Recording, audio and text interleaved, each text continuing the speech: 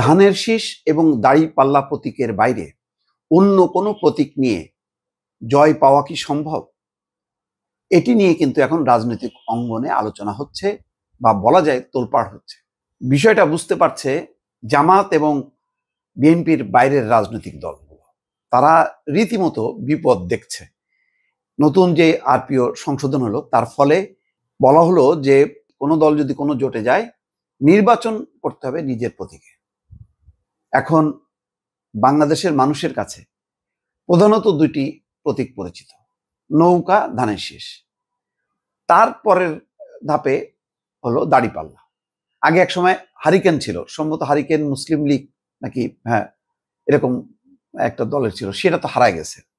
সেই হারিকেন মার্কা আর নাই। যাই হোক, এখন বাস্তবতাটা হলো যে যেহেতু নৌকা নেই, সুতরাং ধানের শীষ, দাঁড়িপাল্লা। দাঁড়িপাল্লা একেবারে খুব পরিচিত, পপুলার হয়ে গেছে বিষয়টা তা না, তারপরে মানুষ জানে এবং এটা জামাতের যেই রাজনৈতিক মানে সাংগঠনিক ভিত্তি, তাতে দাঁড়িপাল্লা চিনতে খুব একটা মানে বেগ পেতে হবে না, বা বলা যায় এবারই হয়তো দাঁড়িপাল্লাটা অতীতের যে কোনো নির্বাচনের থেকে একদম প্রধানভাবে সামনে চলে আসবে। কারণ জামাত ৩০০ আসনে প্রার্থী দিয়েছে এবং তারা যদি কোনো জোট না করে, সমঝোতা না করে, তাহলে ৩০০ আসনই করবে। আর যদি সমঝোতা হয় তাহলে সেক্ষেত্রে ২০০+ আসনে তারা নির্বাচন করবে। অতীতে কিন্তু কখনো এত বিপুল সংখ্যক আসনে জামাত মানে প্রতিদ্বন্দ্বিতা করেনি। এবারই তার প্রথম, এবং আরেকটা প্রথম হচ্ছে এই প্রথম তাকে ধানের শীষকে মোকাবেলা করতে হচ্ছে, যেই ধানের শীষ রীতিমতো প্রতিষ্ঠিত। নৌকার থেকেও ধানের শীষের ওজন অনেক বেশি বিগত দিনগুলো রাজনীতির কারণে, সেটা জানেন যে গত 15 বছরে হাসিনা বিরোধী আন্দোলনের প্রধান ধারায় ছিল বিএনপি।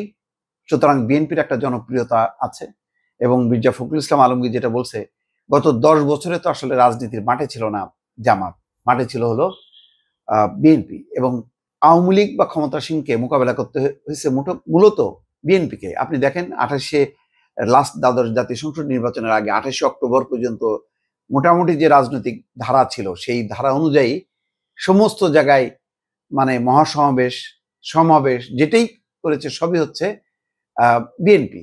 তার তুলনায় জামাত 28 অক্টোবরই একটা করেছিল, সেটা মানে বিএনপির কাছাকাছি একটি অবস্থানে, কিন্তু সেই অবস্থানের উপর হাসিনার সরকার কোনো বাধা দেয়নি। যাই হোক, সেটা অন্য আলোচনা। এখন যেটা হলো, জোট করলেও ভোট করতে হবে নিজ দলের প্রতীকে। গণপ্রতিনিধিত্ব আদেশ সংশোধনের পর এখন বিধান এমনই দাঁড়িয়েছে, তাতে আগামী জাতীয় সংসদে 2-3টি দল কর্তৃত্ব করবে কিনা এমন প্রশ্ন দেখা দিয়েছে। আসলে ঘুরে ফিরে কিন্তু এই প্রতীকের বিষয়টা দাঁড়ানোর ফলে যেটা দাঁড়ালো, সেই আগে যেমন ছিল নৌকা আর ধানের শীষ, এবার হয়ে গেল ধানের শীষ আর হচ্ছে দাঁড়িপাল্লা। দুই প্রতীকের বাইরে কিন্তু নেই। এবং এখন পর্যন্ত এনসিপি ঠিক আছে, তারা শাপলা কলি পাইছে, শাপলা কলি নিয়ে তারাও যদি একটা জোট করে, সেখানেও কিন্তু আবার সবাই যার যার প্রতীক নিয়ে, ফলে এত প্রতীকের ছড়াছড়ি হবে, মানুষের মাথার মধ্যে আর থাকবে না। মানুষ ঘুরে ফিরে কিন্তু তাহলে ওই ধানের শীষ আর দাঁড়িপাল্লা, তাহলে ধানের শীষ দাঁড়িপাল্লার বাইরে অন্যদেরকে অন্য প্রতীক নিয়ে মানে জয়যুক্ত হওয়া খুব কঠিন। হয়তো কিছু রাজনীতিক আছেন যারা খুব পরিচিত, যেমন এনসিপির কয়েকজন তরুণ নেতা, হাসনাত আবদুল্লাহ বা নাহিদ ইসলাম, সার্জিস আলম, তারা, নাসিরুদ্দিন পাটোয়ারি, তাসনিম, যারা এরা পরিচিত। গণ অধিকার পরিষদের নুরুল হক এবং রাশেদ পরিচিত, জুনায়েদ সাকিব পরিচিত, মাহমুদুর রহমান পরিচিত, আসম আব্দুর রব বা তানিয়া রব পরিচিত। এরকম কিছু ব্যক্তি ছাড়া এখন শুধু ব্যক্তির উপর দিয়ে কতখানি এই যেগুলি নাম বললাম তাদের প্রতিদ্বন্দ্বী থাকবে আবার হলো জামাতের দাঁড়িপাল্লা, সেইটাকে ক্রস করে মানে আসা। আর একটা জিনিস, এটা দোষ গুণ যাই বলি না কেন, আওয়ামী লীগ এবং বিএনপির যারা সমর্থক, শুভাকাঙ্ক্ষী, তাদের মধ্যে একটা প্রবণতা হলো, তারা তাদের দলের বাইরে যতই জোট করা হোক না কেন, অন্য কাউকে ভোট দিতে আসে না। হয়তো খুবই সচেতন, সাংগঠনিকভাবে যুক্ত এমন ছাড়া সাধারণ মানুষ যারা নৌকায় ভোট দিতে অভ্যস্ত, ধানের শীষে ভোট দিতে অভ্যস্ত, তারা কিন্তু অন্য প্রতীকে ভোট দেবে এই আশা করাটা কিন্তু কম।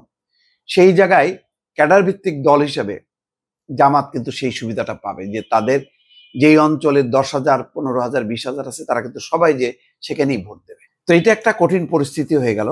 ফলে এখন এনসিপি, গণ অধিকার পরিষদ সহ অন্য রাজনৈতিক দলগুলো কোন জোটে ভিড়ে কিনা সেটা আলোচনা আছে। এখন দেখেন, এখনো পর্যন্ত আপনি যদি হিসাব করে দেখেন, আর 1 সপ্তাহ পর তফসিল, মানে ডিসেম্বরের প্রথম সপ্তাহে, তো তখন তফসিলে পরে ডিসেম্বর, জানুয়ারি, এই তো আপনার এই 2 মাসের মধ্যে একটা জোটকে জনপ্রিয় করা বা এবং জোটের যদি কেউ হয় তো তাদের তো আসনগুলো এখন পর্যন্ত নির্দিষ্ট করা হয়নি। তো তারা প্রচার প্রপাগান্ডা কখন করবে? জামাত তো বসে থাকবে না, জামাত তো তৎপর। তো এখন সব মিলায় যেটা দাঁড়াচ্ছে যে এবার এই গণপ্রতিনিধিত্ব আদেশ এই মানে সংশোধনীর কারণে ভালো যে প্রত্যেকটা দল তার প্রতীক নিয়ে যদি দাঁড়াইতে পারে, কিন্তু সেটা তো সময় লাগবে। কিন্তু এখন বাস্তবতা হলো এই যে ধানের শীষ এবং দাঁড়িপাল্লার বাইরে অন্য প্রতীকে যারা নির্বাচন করেন তাদের জয়ী হয়ে আসাটা খুবই কঠিন। এটা হলো বাস্তবতা।